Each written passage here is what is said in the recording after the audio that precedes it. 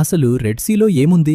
Red see Africa మరియు Asia మధ్యలో ఉన్న ఈ సముద్రం ఈజిప్ట్, సౌదీ అరేబియా, సూదాన్ దేశాల మధ్య ఉంది. ఇది సూయజ్ కెనాల్ ద్వారా మెడిటరేనియన్ సీని ఇండియన్ ఓషన్తో కలుపుతుంది. అత్యంత షాకింగ్ ఫ్యాక్ట్, ప్రపంచంలో చాలా సముద్రాలకు నదులు కలుస్తాయి కానీ రెడ్ సీలోకి ఒక్క పెద్ద నది కూడా ప్రవహించదు. పైగా ఇక్కడ ఉష్ణోగ్రత చాలా ఎక్కువ. ప్రతి సంవత్సరం భారీగా నీళ్లు ఇవాపరేట్ అవుతాయి. అయినా కూడా రెడ్ సీ ఎప్పుడూ నీళ్లతోలతో నిండే ఉంటుంది. ఎందుకు తెలుసా? ఇండియన్ ఓషన్ నుంచి నారో వాటర్ ప్యాసేజ్ ద్వారా కొత్త నీరు నిరంతరం వస్తూనే ఉంటుంది. అందుకే ఇది ఎప్పుడూ ఎండిపోదు. ఇది ఎందుకు ప్రపంచంలో ప్రత్యేకం? రెడ్ సీ నీళ్లు చాలా సాల్టీ. ఎందుకంటే నదులు రావు, వర్షాలు చాలా తక్కువ, ఇవాపరేషన్ చాలా ఎక్కువ. అందుకే ఇది ప్రపంచంలో అత్యంత ఉప్పుగా ఉండే సీస్లో ఒకటి. మరో అమేజింగ్ ఫ్యాక్ట్, ఇక్కడి కోరల్ రీఫ్స్ ప్రపంచంలో అత్యంత స్ట్రాంగ్ రీఫ్స్ గా భావిస్తారు. క్లైమేట్ చేంజ్ హీట్ ని కూడా సర్వైవ్ అవుతున్నాయి. అందుకే సైంటిస్ట్స్ రెడ్ సీ పై ప్రత్యేకంగా రీసెర్చ్ చేస్తున్నారు. చరిత్రలో రెడ్ సీ వేల ఏళ్ల క్రితమే భారతదేశం, అరేబియా, ఈజిప్ట్ మధ్య స్పైసిస్, సిల్క్, గోల్డ్ ట్రేడ్ ఈ మార్గంలో జరిగేది.